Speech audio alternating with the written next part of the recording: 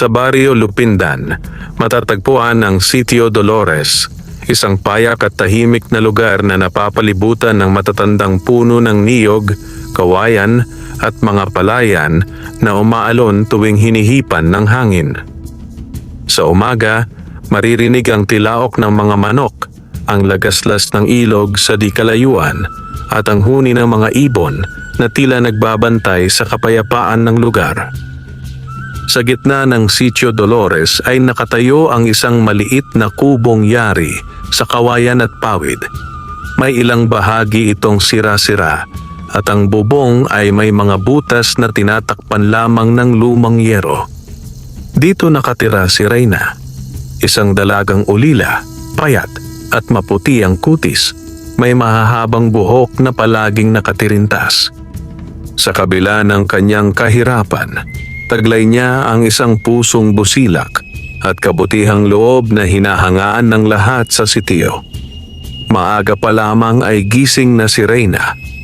Sa loob ng kanyang munting kubo, marahang gumalaw ang kanyang katawan habang inaayos ang mga dahon ng saging na inilatag niya sa mesa. Ito ang magsisilbing lalagyan ng pagkain para sa darating na pista. Ngayong araw ay pista ni San Rafael, ang patron ng kanilang baryo.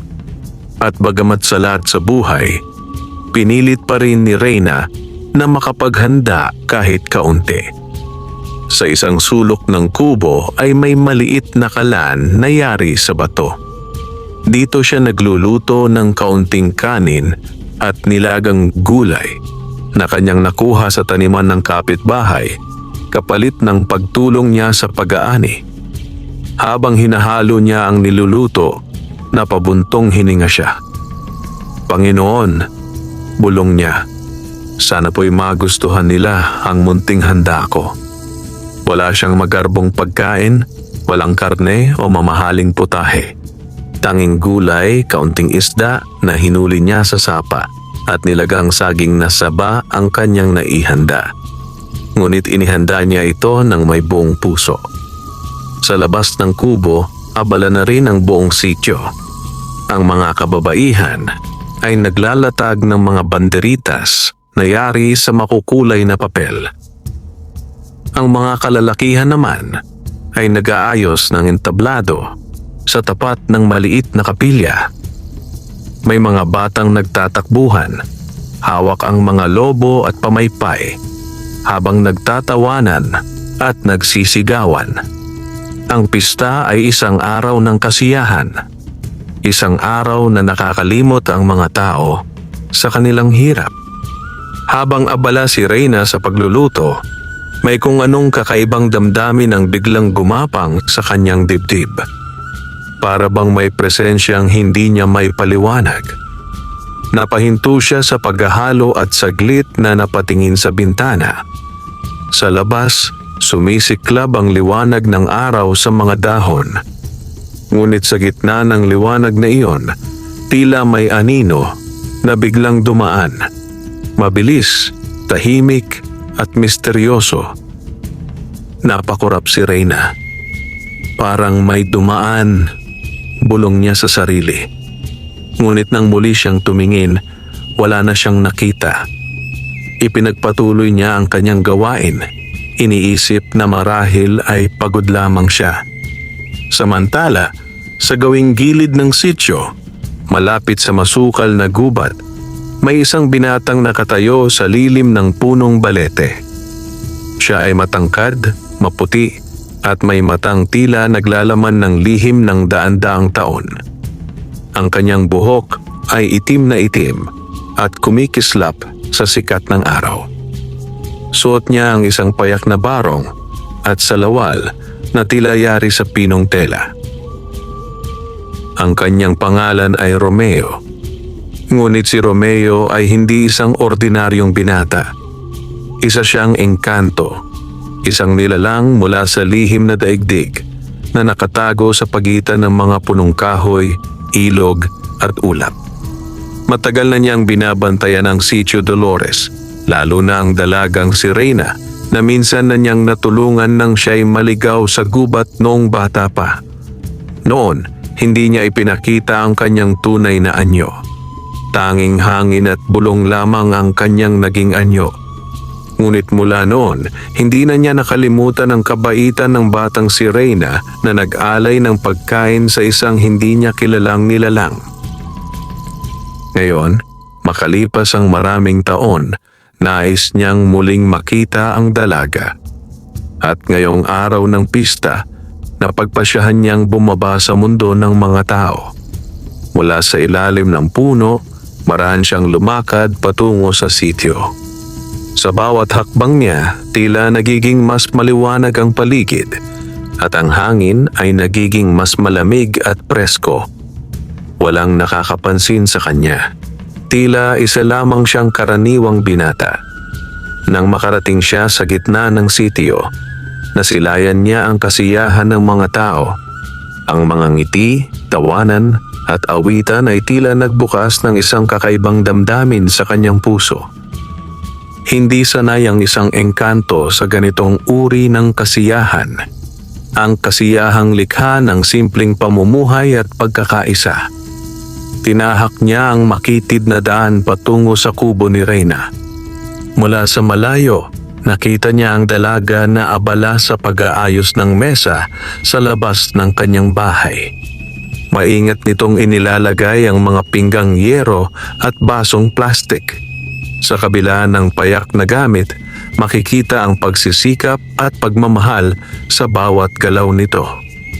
Napangiti si Romeo. Hindi pa rin siya nagbabago, bulong niya. Sa sandaling iyon napatingin si Reyna sa direksyon niya. Nagtagpo ang kanilang mga mata. Saglit na natigilan ang dalaga. Hindi niya alam kung bakit, ngunit may kakaibang pakiramdam siyang naramdaman. Para bang matagal na niyang kilala ang binatang nasa harapan niya kahit ngayon lamang niya ito nakita. Marahang lumapit si Romeo. Magandang umaga. Magalang niyang bati. Napakurap si Reyna bago sumagot. Magandang umaga rin po. Mahina niyang tugon. May handa po ba kayo? Naghahanap po sana ako ng makakasalo sa pista. Wika ni Romeo, may ngiting banayad sa labi. Sandaling nag-aalinlangan si Reyna. Kakaunti lamang ang kanyang pagkain. Hindi niya alam kung sapat pa ito para sa isang bisita. Ngunit nang makita niya ang maamong muka ng binata, nanaig ang kanyang likas na kabaitan. Opo, sagot niya. Mahirap lang po ang handa ko pero pwede po kayong makikain. Salamat, tugon ni Romeo. Sapat na ang mabuting loob. Inanyayahan niya ang binata na maupo sa maliit na bangkong kawayan sa tapat ng mesa. Habang naghahain si Reyna ng kanin at gulay, palihim siyang tinitingnan ni Romeo. Nakikita niya ang pagod sa mga mata nito, ang bakas ng paghihirap sa payat na katawan, ngunit higit sa lahat, ang liwanag ng pag-asa sa kanyang ngiti. Nagsimula silang kumain ng tahimik. Sa bawat subo ni Romeo, tila mas lalo niyang nararamdaman ang kakaibang init sa kanyang dibdib. Hindi ito dahil sa pagkain, kundi dahil sa pusong nagluto nito. Masarap, bigkas niya sa wakas. Namula si Reyna. Salamat po, mahina niyang tugon. Sa sandaling iyon, hindi nila alam na ang simpleng pagsasaluhan na iyon ay magiging simula ng isang kwentong magpapabago sa kanilang mga buhay. Isang kwentong mag-uugnay sa mundo ng tao at ng engkanto sa gitna ng kahirapan, pagsubok at pag-ibig. At sa ilalim ng maaliwalas na langit ng Sitio Dolores, unti-unting nagsimula ang lihim na tadhana ni Reyna at Romeo. Tahimik ang paligid ng kubo ni Reyna matapos nilang kumain. Sa malayo ay maririnig pa rin ang tugtugan at tawanan mula sa kapilya, ngunit sa kanilang munting espasyo ay tila may sariling mundo na nabuo, isang mundong payapa at puno ng hiwaga. Maingat na inililigpit ni Reyna ang mga pinggang ginamit nila. Pinupunasan niya ang bawat isa gamit ang lumang basahan, saka inilalagay sa maliit na istante sa gilid ng dingding. Paminsan-minsan ay pasulyap-sulyap siyang tumitingin kay Romeo na tahimik na nakaupo sa bangkong kawayan, nakamasid sa mga dahong tinatangay ng hangin. Hindi niya maipaliwanag kung bakit siya kinakabahan sa presensya ng binata. May kakaiba rito sa paraan ng kanyang pagngiti, sa lalim ng kanyang mga mata, at sa tahimik na tindig na tila may dalang lihim. "Taga saan po kayo?" Biglang tanong ni Reyna upang mabasag ang katahimikan. Napatingin si Romeo sa kanya. "Malayo-layo," sagot niya. "Sa may bandang kabundukan." Hindi iyon ganap na kasinungalingan. Sa likod ng mga bundok na iyon ay matatagpuan ang daigdig ng mga engkanto, isang lugar na hindi nakikita ng karaniwang tao. "Bihira po kaming magkaroon ng bisita rito," wika ni Reyna. "Kadalasan, dumadaan lang ang mga tao papuntang bayan." "Siguro po'y sinadya ako ng hangin," tugon ni Romeo, may bahagyang ngiti. Napaisip si Reyna sa kanyang sinabi. "Mahilig po kayo sa malalalim na salita," sambit niya, sabay ngumiti rin. Saglit na natawa si Romeo, isang mahinang tawa na parang halakhak ng hangin sa mga dahon. Mula sa labas, may isang matandang babaeng biglang lumapit sa kubo. Siya si Aling Pura, ang pinakamatandang naninirahan sa Sitio Dolores at kilala bilang tagapagsalaysay ng mga alamat at kwento ng kababalaghan. May hawak siyang tungkod at nakasuot ng kupasing saya. "Oh, Reyna," tawag niya. "May bisita ka pala." "Opo, Aling Pura," sagot ng dalaga. "Nakikain po siya." Lumapit ang matanda kay Romeo at tinitigan ito ng matagal. Parang may hinahanap ang kanyang mga mata. "Iho," wika niya. "Parang may kakaiba sa'yo." Bahagyang napangiti si Romeo. "Baka po dahil maputi lang ako," biro niya. Ngunit hindi natawa si Aling Pura. "Hindi," sabi niya. "May liwanag sa paligid mo. Parang hindi ka pangkaraniwan." Napansin ni Reyna ang biglang pagbabago ng hangin. Lumamig ito at ang mga dahon sa paligid ay bahagyang gumalaw kahit walang malakas na ihip. Saglit na nagtagpo ang mga mata ni na Romeo at Aling Pura. Sa sandaling iyon, tila nagkaunawaan sila.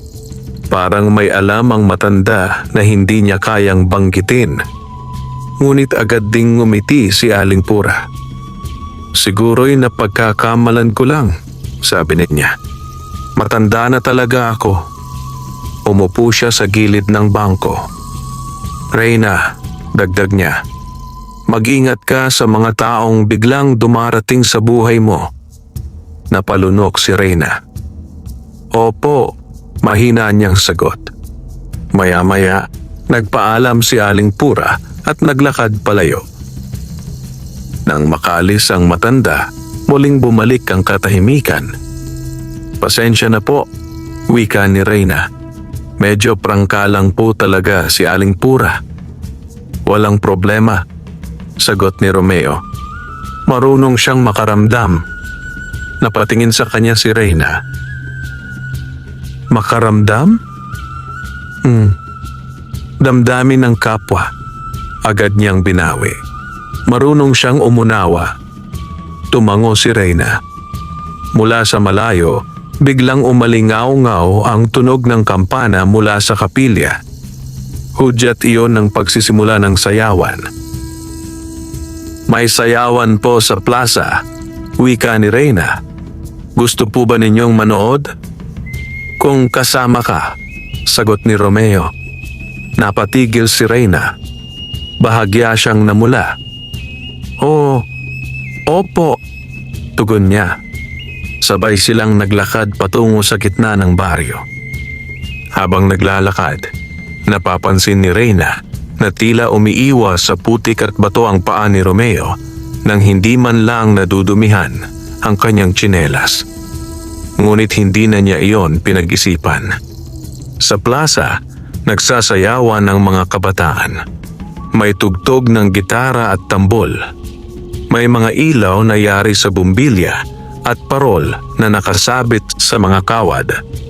Sa gitna ng kasiyahan, nakatayo lamang sina Reyna at Romeo sa gilid, nanonood.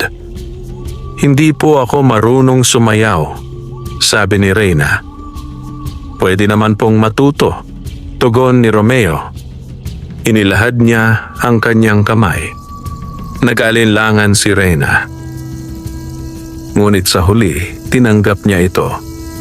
Nang magdikit ang kanilang mga palad, may banayad na init na gumapang sa katawan ni Reyna. Parang may dumaloy na lakas mula sa binata patungo sa kanya. Dahan-dahan silang gumalaw kasabay ng tugtog. Sa bawat ikot, sa bawat hakbang, tila nagiging mas malinaw ang damdaming hindi pa nila kayang pangalanan. Sa gilid ng plaza, may mga matang nakamasid. Isang lalaki ang nakatayo sa dilim. Matangkad, may timang balat, at may matang puno ng inggit. Ang kanyang pangalan ay Dario.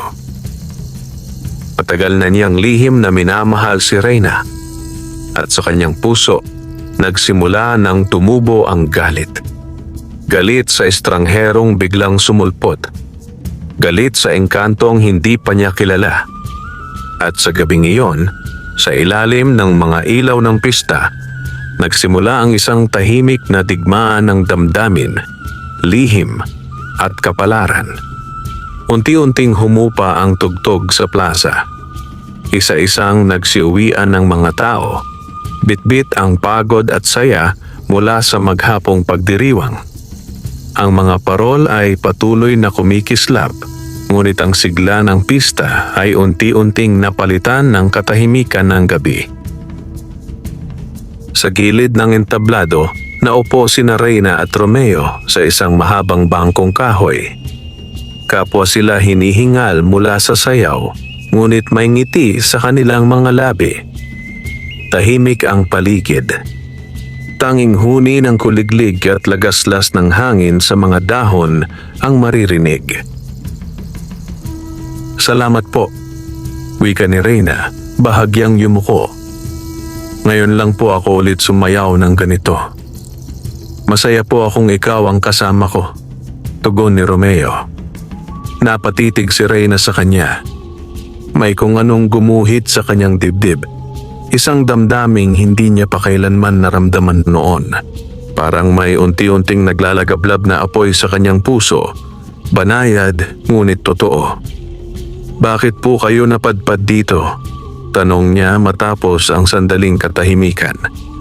Napatingin si Romeo sa madilim na langit. "May hinahanap ako," sagot niya. "Ano po iyon?" "Isang taong matagal ko nang kilala, kahit hindi niya alam." Naguluhan si Reyna. "Paano po iyon?" Ngumiti si Romeo.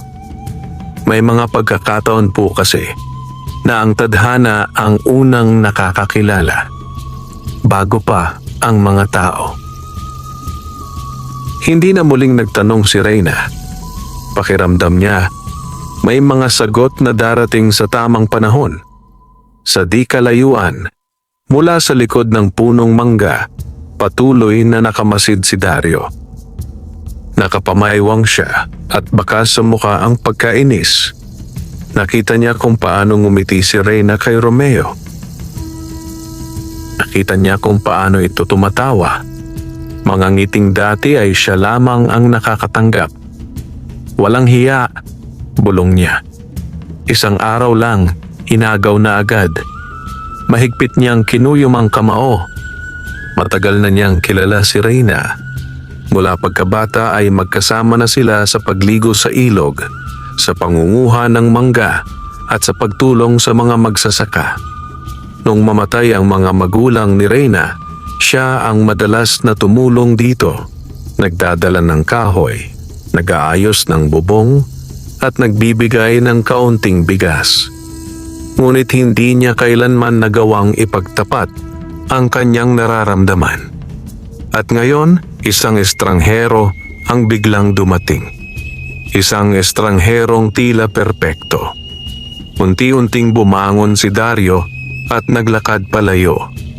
Sa kanyang isip, nagsisimula ng umusbong ang masamang balak.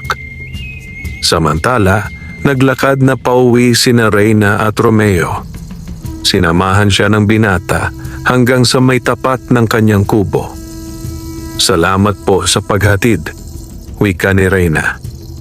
"Responsibilidad ko," tugon ni Romeo. Napangiti si Reyna. "Babalik pa po ba kayo bukas?" "Tama lang po kung babalik," sagot ni Romeo. "Kung papayagan mo." "Opo," mabilis na sagot ni Reyna. "Pwede po." Sa sandaling iyon, biglang umihip ang malamig na hangin. Lumipad ang ilang dahon at saglit na nagdilim ang paligid. Napahawak si Reyna sa kanyang braso. "Parang may dumaan," bulong niya. Tumayo si Romeo sa kanyang harapan. "Huwag kang matakot," wika niya. "Nandito lang ako." Sa mga salitang iyon, nakaramdam si Reyna ng kakaibang kapanatagan. Parang ligtas siya. Parang may bantay ang kanyang puso. Nagpaalam si Romeo at naglakad palayo sa dilim. Ngunit hindi siya tuluyang umuwi. Sa halip, nagtungo siya sa gilid ng gubat. Doon, sa ilalim ng matatandang puno, unti-unti niyang hinubad ang anyo ng tao. Kumislap ang hangin. Nagningning ang paligid. At sa isang iglap, lumitaw ang tunay niyang anyo. May bahagyang liwanag ang kanyang balat at ang kanyang mga mata ay tila bituin sa gabi. Malapit na, bulong niya sa sarili. Malapit nang magising ang panganib. Sa itaas ng puno, may itim na aninong gumalaw.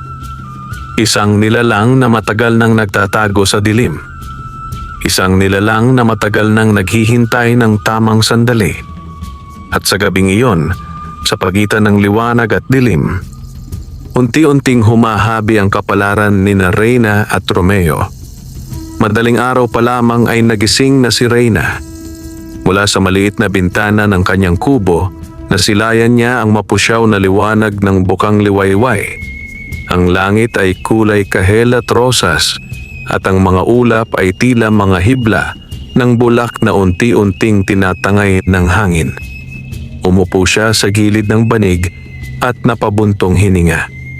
Hindi pa rin mawala sa kanyang isip ang mga nangyari kagabi.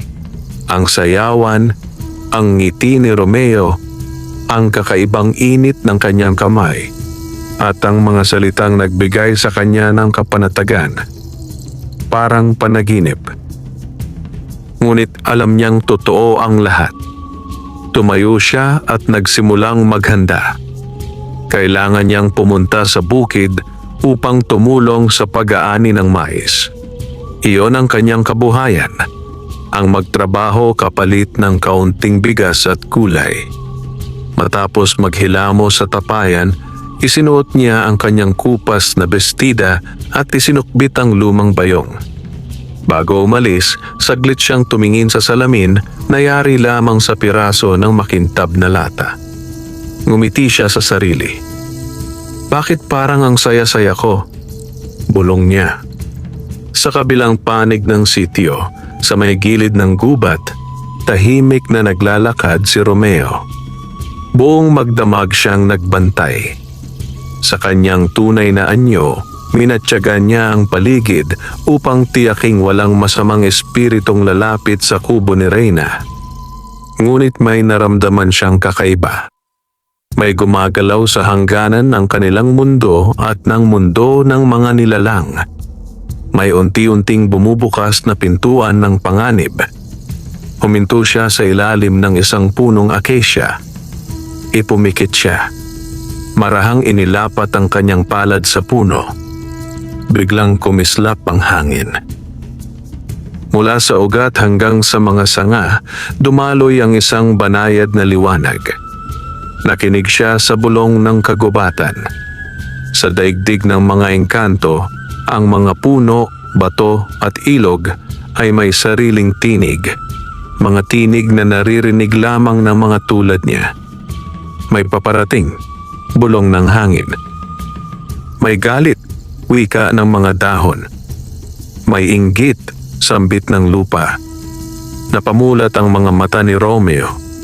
Alam niya kung ano ang ibig sabihin nito. May taong nagdadala ng masamang damdamin. At ang damdaming iyon ay maaaring maging daan upang makapasok ang kadiliman. Sa di kalayuan, naglalakad si Dario patungo sa bahay ng isang kilalang albularyo sa Karatig Sitio. Si Mang Oldarico.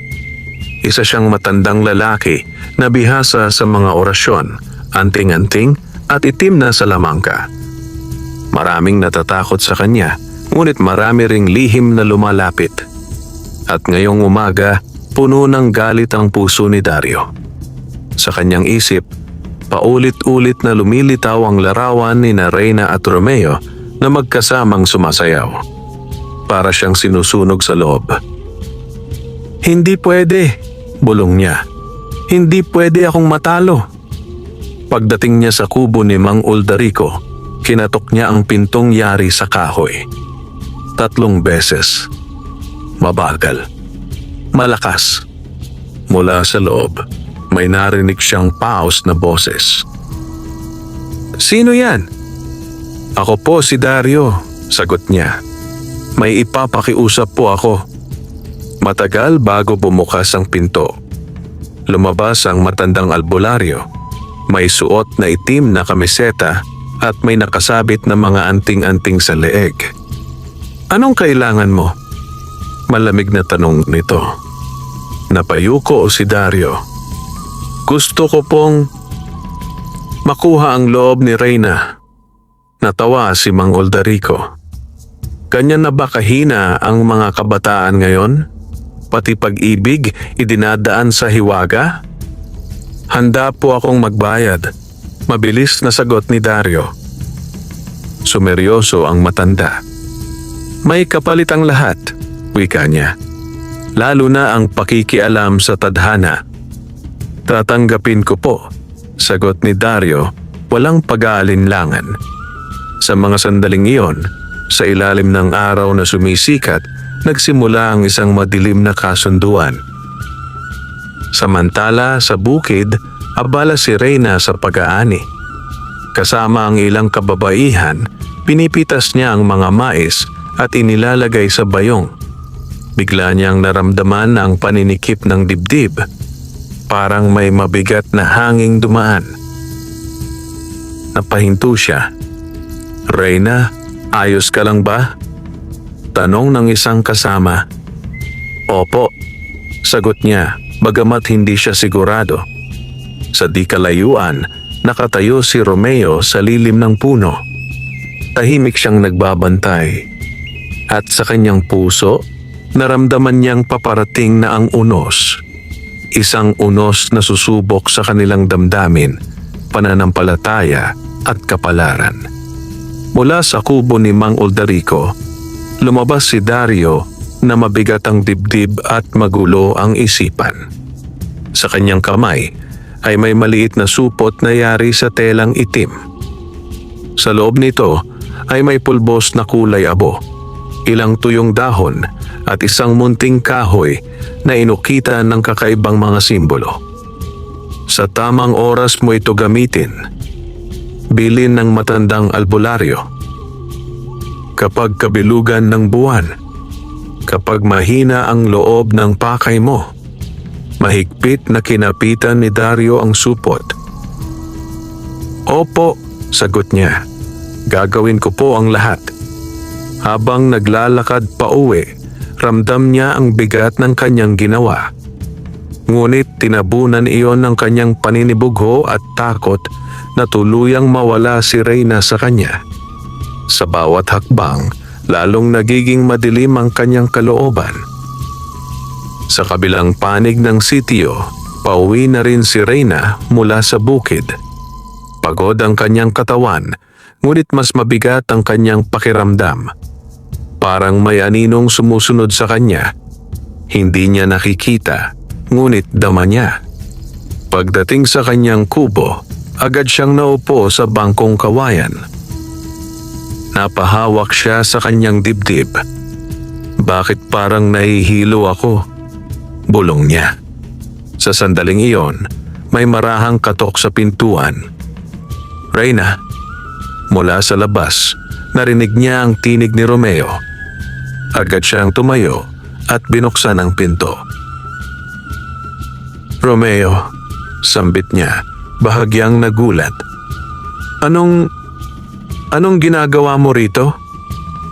Naramdaman kong hindi ka maayos, sagot ng binata. Parang may mabigat sa paligid mo. Napatingin si Reyna sa kanya. Parang, totoo po, wika niya. Kanina pa po ako parang kinakabahan. Pumasok si Romeo at umupo sa tabi niya. Maraan niyang inilapat ang kanyang kamay sa likod ng palad ni Reyna. Muling dumaloy ang banayad na init. Unti-unting gumaan ang pakiramdam ng dalaga. Ano po yan? Tanong niya. Lakas ng loob, sagot ni Romeo. At panalangin. Ngunit sa loob-loob niya, alam niyang hindi iyon sapat na paliwanag. Nararamdaman na niya ang bakas ng itim na hiwaga. May isang taong nagtatangkang guluhin ang balanse. Sa dilim ng gabi, sa likod ng mga puno, nakatanaw si Dario sa kubo ni Reyna. Nakita niya kung paano ito ginagaan ng presensya ni Romeo at lalo siyang nagngit-ngit. Hintayin mo lang, bulong niya. Malapit na. Dumating ang gabi ng kabilugan ng buwan. Maliwanag ang langit. Parang pilak ang liwanag na bumabalot sa Sitio Dolores. Tahimik ang lahat. Sa likod ng kubo ni Reyna, palihim na dumating si Dario.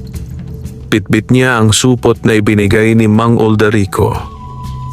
Nanginginig ang kanyang mga kamay. Huminga siya ng malalim. Para kay Reyna, bulong niya. Para sa akin. Ibinudbud niya ang pulbos sa paligid ng kubo. Inilagay ang munting kahoy sa ilalim ng hagdan. At binigkas ang mga salitang itinuro sa kanya. Mga salitang hindi niya lubos na nauunawaan. Biglang lumamig ang hangin. Nanginig ang mga dahon. At sa di nakikitang mundo, may pintuang unti-unting bumukas.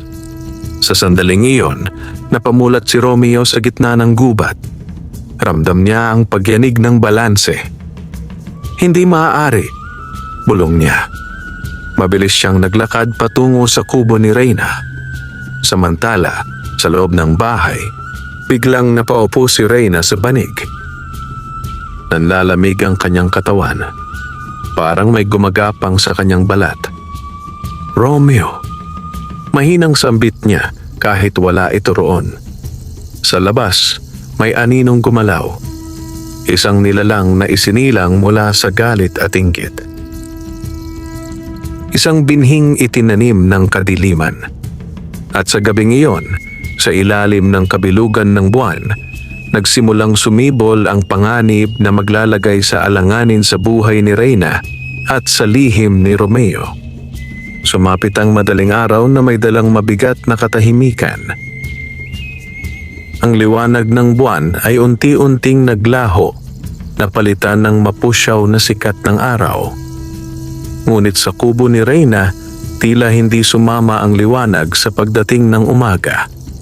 Nakahiga siya sa banig, pawisan, nanginginig, at namumutla. Mabigat ang kanyang paghinga.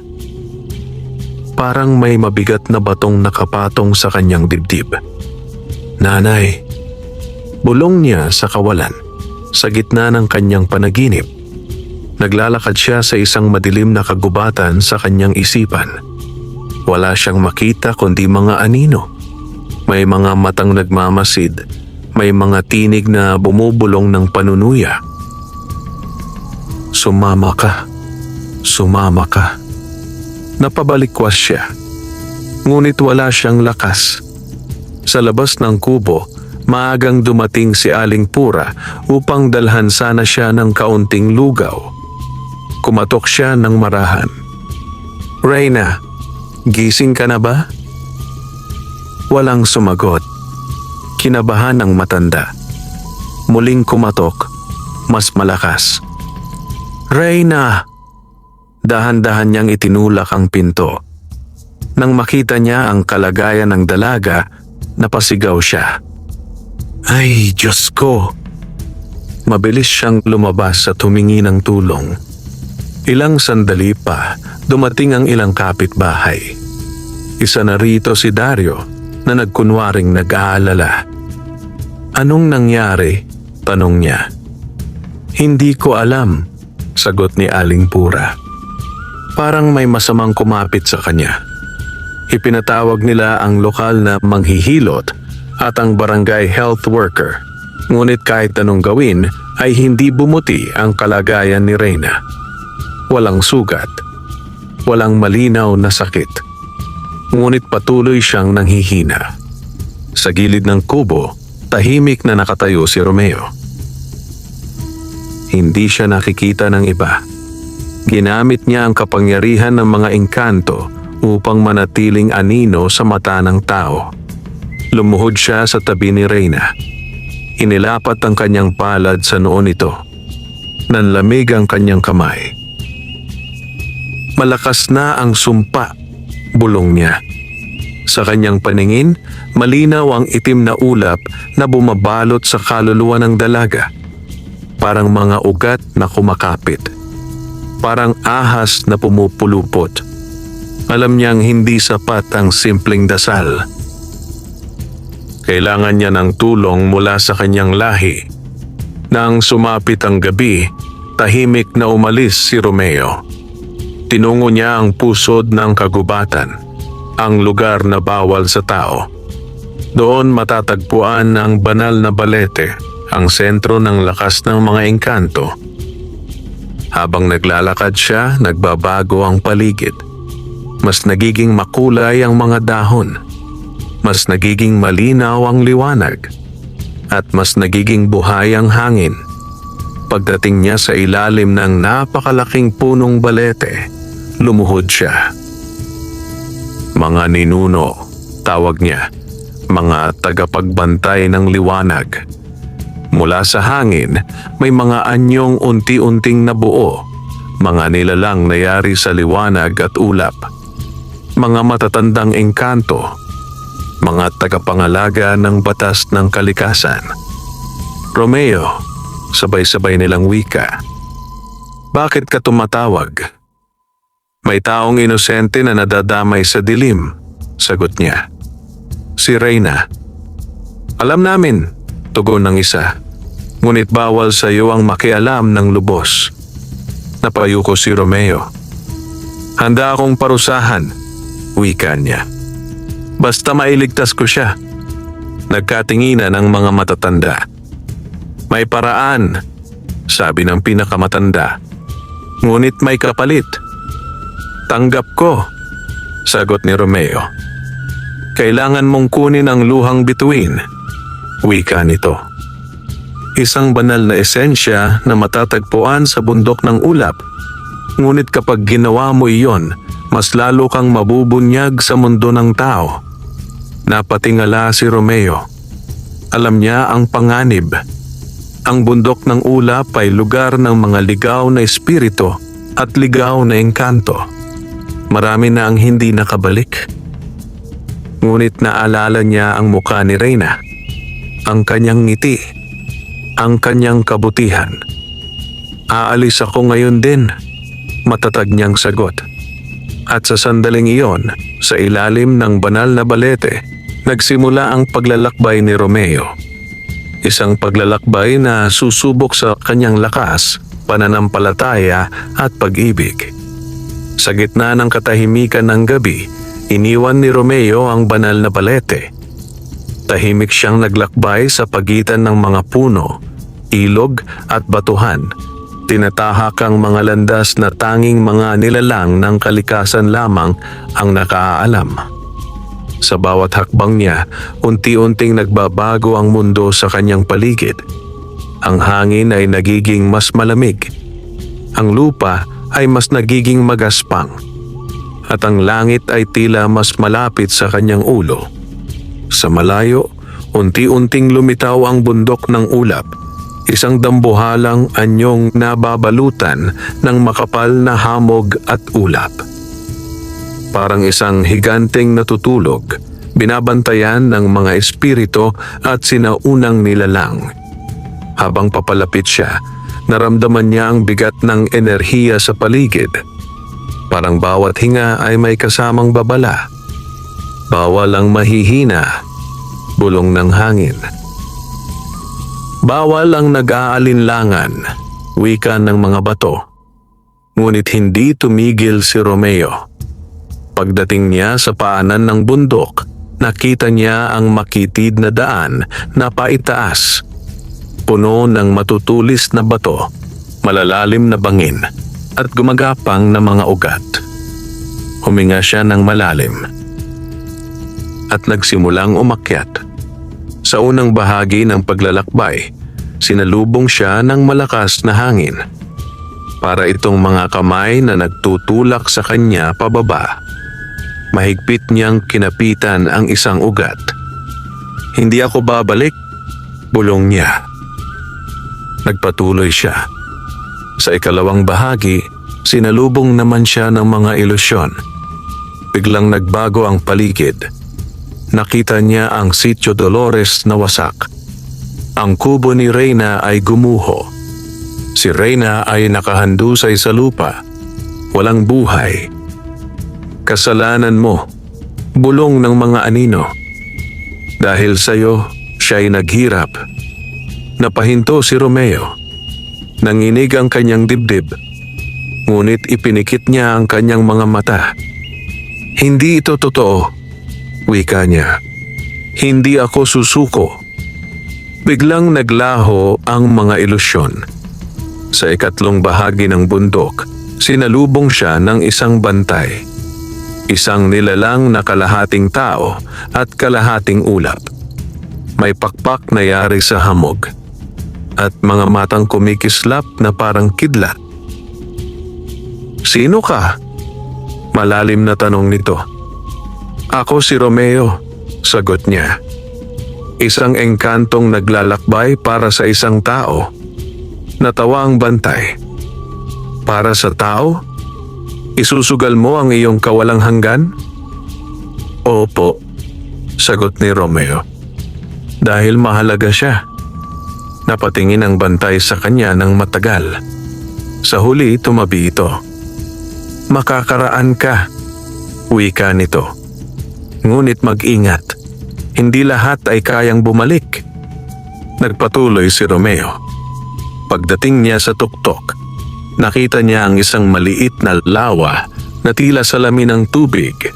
Sa gitna nito ay may lumulutang na liwanag. Maliit, malinaw, at kumikislap na parang bituin. Iyon ang luhang bituin. Lumuhod si Romeo sa gilid ng lawa. Ngunit nang iunat niya ang kanyang kamay, biglang gumalaw ang tubig. Mula sa ilalim, lumitaw ang isang dambuhalang ahas na yari sa ulap at kidlat. Ang tagapangalaga ng lawa. Umangat ito at suminghal. Hindi libre ang banal na luha. Umalingaw-ngaw ang tinig nito. "Ano ang kapalit?" tanong ni Romeo. "Isang alaala," sagot ng nilalang. "Isa sa pinakamahalaga sa iyo." Napatigil si Romeo. Naalala niya ang unang pagkakataon na nakita niya si Reyna noong bata pa ito. Ang pag-aalay nito ng pagkain sa gubat, ang inosenteng ngiti. Iyon ang alaala na pinanghahawakan niya sa loob ng maraming taon. "Iyon ang kukunin mo?" tanong niya. "Opo," sagot ng ahas. Napapikit si Romeo. "Kunin mo," wika niya. "Basta mailigtas ko siya." Dahan-dahang bumaba ang liwanag mula sa lawa at napunta sa kanyang palad. Kasabay nito, may init na gumapang sa kanyang ulo at may isang alaala ang naglaho. Nalimutan niya ang unang araw na minahal niya si Reyna. Ngunit hawak niya na ngayon ang luhang bituin at nagsimula na ang kanyang pagbabalik. Dala ang pag-asa, kapalit ang bahagi ng kanyang puso. Mula sa tuktok ng bundok ng ulap, dahan-dahang bumaba si Romeo. Hawak niya sa kanyang palad ang luhang bituin, isang munting liwanag na kumikislap na parang pusod ng tala sa gitna ng dilim. Sa bawat hakbang niya pababa, dama niya ang unti-unting paghina ng kanyang lakas. May bahagi ng kanyang sarili ang nawala. May puwang sa kanyang alaala na hindi niya maipaliwanag. May lungkot na wala siyang pinagmulan. Ngunit hindi siya huminto. Sa kanyang isipan, malinaw ang isang bagay. Kailangan niyang mailigtas si Reyna. Pagdating niya sa paanan ng bundok, sinalubong siya ng malamig na ulan. Bumuhos ang maliliit na patak na tila luha ng langit. Para bang nakikidalamhati ang kalikasan sa kanyang sakripisyo. Hindi siya nagpahinga. Tinahak niya agad ang daan pabalik sa Sitio Dolores. Samantala, sa kubo ni Reyna, patuloy ang pagbabantay ng mga taga-sitio. Nakahiga pa rin siya sa banig, halos hindi na humihinga ng maayos. Maputla ang kanyang muka at ang kanyang mga labi ay halos walang kulay. Parang unti-unti na siyang nauubos. Umiiyak na wika ni Aling Pura. Wala na ba talagang paraan? Tanong ng isang kapitbahay. Tahimik ang lahat. Sa labas ng kubo, nakatayo si Dario. Hindi mapakali. Hindi siya makatingin ng diretso sa loob. Sa unang pagkakataon, sumiklab ang pagsisisi sa kanyang puso. Hindi ko naman gustong mangyari ito, bulong niya. Gusto ko lang siyang mahalin ako. Ngunit huli na. Ang binhing itinanim niya ay nagbunga na.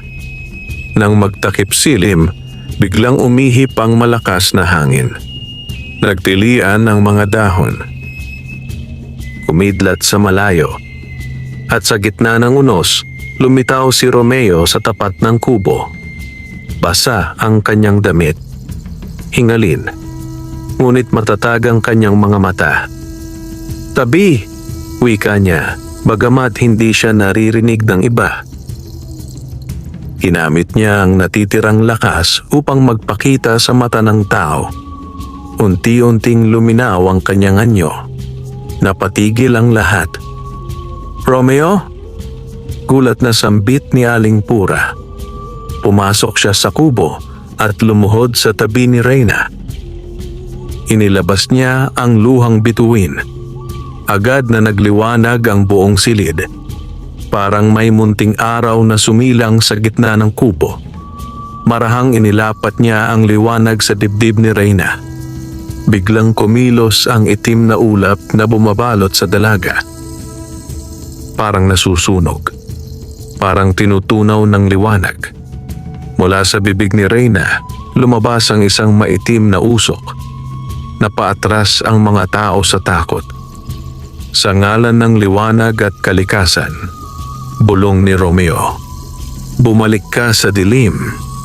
Isang matinis na hiyaw ang umalingaw-ngaw. Hiyaw ng nilalang na isinilang sa galit. At saka, biglang naglaho ang lahat ng kadiliman. Bumagsak si Romeo sa sahig. Hapo. Halos wala ng lakas. Sa banig, marahang gumalaw si Reyna. Napakurap ang kanyang mga mata. Nasaan? Ako? Mahina niyang tanong. Napahiyaw sa tuwa ang mga tao. Buhay siya! Kumising na siya! Napaluha si Aling Pura. Lumapit siya kay Romeo. Salamat iho, wika niya. Alam ko na kung sino ka. Ngumiti ng mahina si Romeo. Ngunit sa loob niya, may kirot. May mahalagang alaala siyang hindi na niya maalala at hindi niya alam kung ano iyon.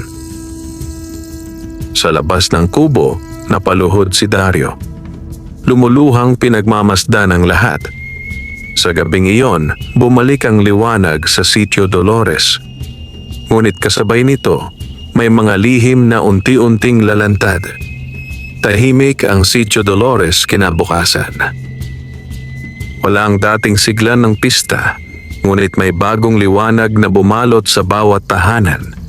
Liwanag ng pasasalamat at pag-asa. Sa kubo ni Reyna, nakaupo siya sa tabi ng bintana, nakatanaw sa mga punong niyog na marahang sinasayaw ng hangin. Mahina pa rin ang kanyang katawan, ngunit malinaw na ang kanyang isipan. Parang panaginip ang lahat. Ang dilim, ang sakit, ang biglang paggaling, at ang liwanag na bumalot sa kanyang puso. Sa tabi ng kanyang higaan, tahimik na nakaupo si Romeo. Maputla rin siya.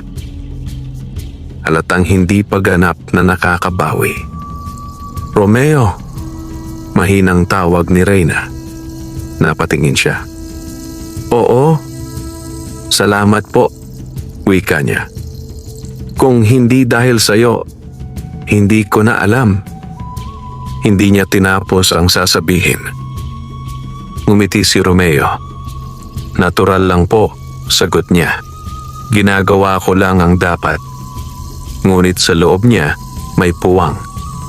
Parang may nawawalang bahagi ng kanyang pagkatao. May kulang. May hindi niya maalala. Biglang dumating si Aling Pura. May hawak siyang maliit na kahon na yari sa kahoy. Reyna, wika niya. May dapat kang malaman. Umupo siya sa tabi ng dalaga. Marahang binuksan ang kahon. Sa loob nito ay may lumang panyo na may burdang bituin at buwan. Kilala mo ba ito? Tanong ng matanda. Napatingin si Reyna. Biglang may kumirot sa kanyang dibdib. Opo, sagot niya. Parang akin yan nung bata pa ako. Oo, wika ni Aling Pura. Iyan ang panyo na inialay mo noon sa gubat nang maligaw ka. Napatingin si Romeo. May kung anong gumalaw sa kanyang puso. Ngunit wala siyang maalala. May batang nawala noon. Patuloy ni Aling Pura. Ikaw iyon, Reyna. Umiyak ka sa ilalim ng puno. Nag-iwan ka ng pagkain at panalangin. Tapos, dagdag niya, may engkantong nagbantay sa iyo hanggang makauwi ka. Napatitig si Reyna kay Romeo. Ikaw ba? Nanginginig niyang tanong. Hindi agad sumagot si Romeo. Huminga siya ng malalim. Opo, wika niya sa wakas. Ako po iyon. Nagulat si Reyna, ngunit hindi siya natakot. Sa halip, nakaramdam siya ng kakaibang init. Kaya pala, bulong niya. Kaya pala parang matagal na kitang kilala. Napayuko si Romeo. May isang alaala akong nawala, wika niya. Hindi ko alam kung ano yon, pero alam kong mahalaga. Napaluha si Reyna. Marahang hinawakan ang kanyang kamay. Baka iyon ang unang pagkakataon na minahal mo ako, wika niya. Napatingin si Romeo sa kanya. At sa sandaling iyon, parang may bahagyang liwanag na kumislap sa kanyang isipan. Hindi pa buo, ngunit may nagsimulang bumalik. Sa labas ng kubo may nagmamasid. Si Dario. May luha sa mata at lakas ng loob sa dibdib. Pumasok siya at lumuhod sa harap ni Reyna. Patawad, wika niya. Ako ang may kasalanan ng lahat. Nagulat ang lahat. Ikinuwento niya ang pagpunta kay Mang Ulderico. ang sumpa, ang inggit, ang kahinaan. Tahimik na nakinig si Reyna.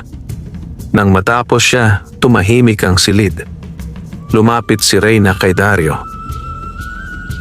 "Nasaktan mo ako," wika niya. "Pero mas nasaktan mo ang sarili mo." Pinunasan niya ang luha ng binata. "Pinapatawad kita," dagdag niya. "Pero piliin mong magbago." Napahagulgol si Dario. "Opo," sagot niya. Sa sandaling iyon, tila may mabigat na tanikalang naputol. Ngunit hindi pa tapos ang lahat. Sa gilid ng gubat, may isang matang nagbabantay. Si Mang Uldarico. At sa kanyang puso, nag-aalab ang galit. Hindi pa siya tapos. At ang huling pagsubok ay paparating. Tahimik ang gabi sa Sitio Dolores. Ang buwan ay bilog at maliwanag, tila isang mata ng langit na nagmamasid sa bawat nilalang sa ibaba. Ang hangin ay malamig at ang mga dahon ay marahang humahaplos sa mga bubong ng kubo. Sa kubo ni Reyna, nakaupo siya sa harap ng munting lampara. May hawak siyang panyo na may bordang bituin at buwan. Tahimik niyang pinagmamasdan iyon. Parang bawat tahi ay may dalang alaala. Sa tabi niya, naroon si Romeo. Tahimik din. Ngunit sa kanyang dibdib, may bagyong naglalaban. Ang tungkulin bilang engkanto at ang pagnanais bilang isang nilalang na marunong magmahal. "Romeo," mahinang tawag ni Reyna. "Oo," sagot niya. "Kung totoo ang lahat, kung totoo na isa kang engkanto, kailangan mo bang umalis?" Napatingin si Romeo sa kanya. Matagal siyang hindi nakapagsalita. "Opo," sagot niya sa huli. "Darating ang panahong kailangan kong bumalik sa aming mundo." Napatungo si Reyna. "Ganun pala," bulong niya. Ngumiti si Romeo, bagamat may lungkot. "Pero hindi pa ngayon," dagdag niya. "May dapat pa akong tapusin." Sa labas ng kubo, unti-unting dumilim ang paligid. Parang may aninong bumabalot sa mga puno. Sa gilid ng gubat, nakatayo si Mang Uldarico. May hawak siyang tungkod na yari sa buto at kahoy. Sa paligid niya, umiikot ang maitim na usok. "Kung hindi ko siya makuha," bulong niya, "walang sino man ang magkakaroon." Itinaas niya ang tungkod. Biglang umihip ang malakas na hangin. Nagalon ang mga damo. At mula sa lupa, may mga aninong gumapang. Mga ligaw na espiritu na matagal nang nakakulong sa dilim. Sa kubo, biglang nanginig ang sahig. "Romeo," takot na wika ni Reyna. Tumayo si Romeo. "Narito na siya," sabi niya.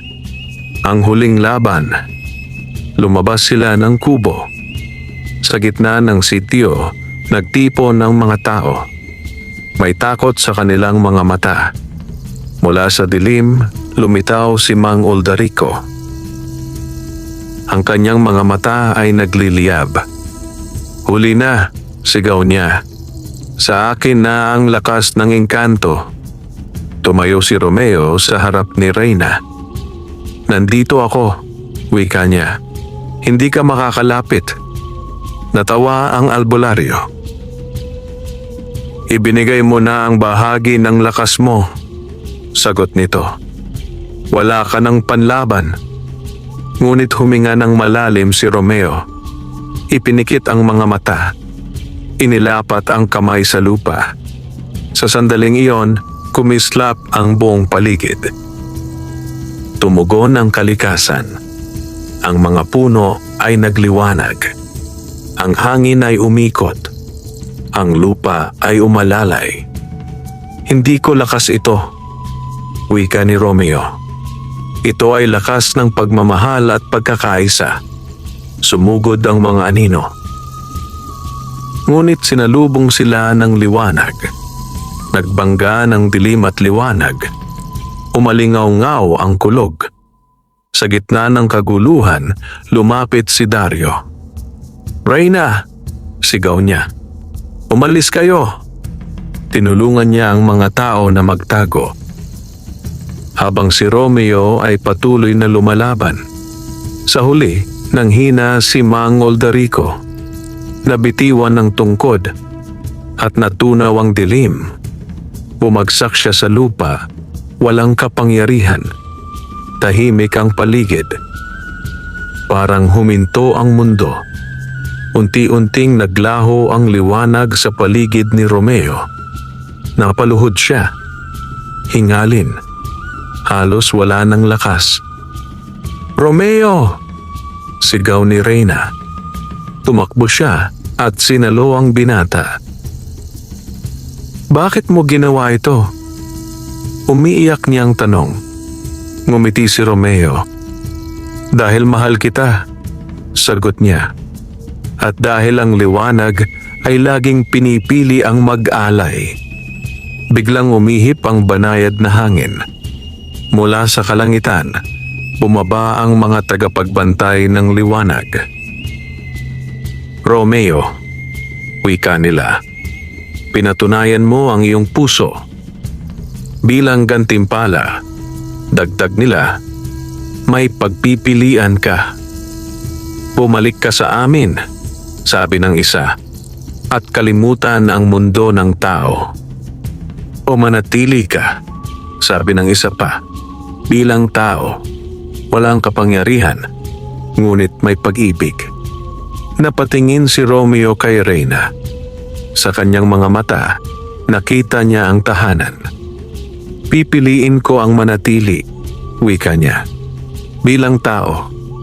Nagningning ang paligid. Unti-unting nagbago ang kanyang anyo. Nawala ang liwanag. Nawala ang hiwaga. Ngunit nanatili ang puso. Nang matapos ang lahat, yakap ni Reyna si Romeo. Sa paligid nila, nagbabalik ang sigla ng Sitio Dolores. Mula noon, namuhay sila ng payak. Nagtrabaho, nagtulungan, nagmahalan, at sa bawat pagsikat ng araw, naaalala ng baryo ang kwento ng binatang engkanto na piniling maging tao. Para sa pag-ibig, para sa liwanag, at para sa walang hanggang pag-asa. Wakas,